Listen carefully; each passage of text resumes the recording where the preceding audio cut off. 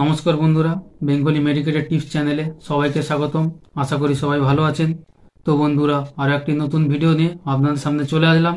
তো বন্ধুরা, ভিডিওটি স্কিপ না করে পুরোটা দেখবেন, আশা করি ভালো লাগবে।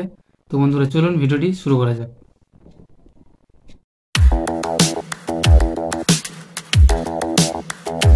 তো বন্ধুরা, আজকের ভিডিও একটি অ্যান্টাসিড সিরাপ।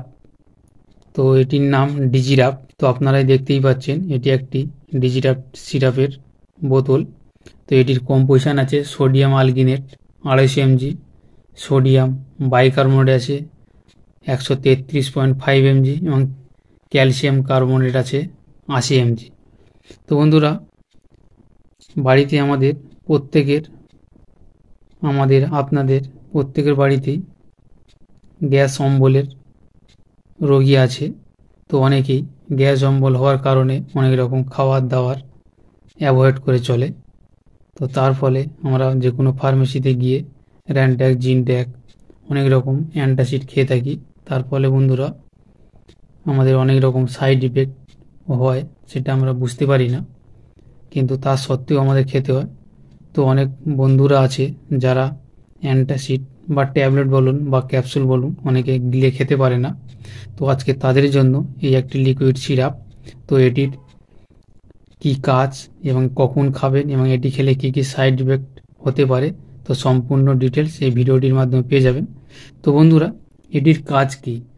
তো বন্ধুরা, যাদের অম্বল, গলা বুক জ্বালা করে বা বদহজম হয় বা পাকস্থলীর অম্লতা ভাব দেখা যায়, তো বন্ধুরা সেক্ষেত্রে এটা আপনারা যে কোনো ফার্মেসিতে কিনে নিয়ে বাড়িতে রাখতে পারেন।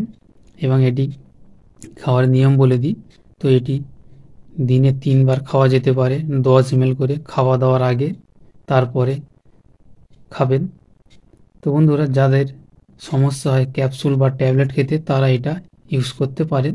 তো বন্ধুরা, এটা শুধুমাত্র অ্যাডাল্টদের জন্য।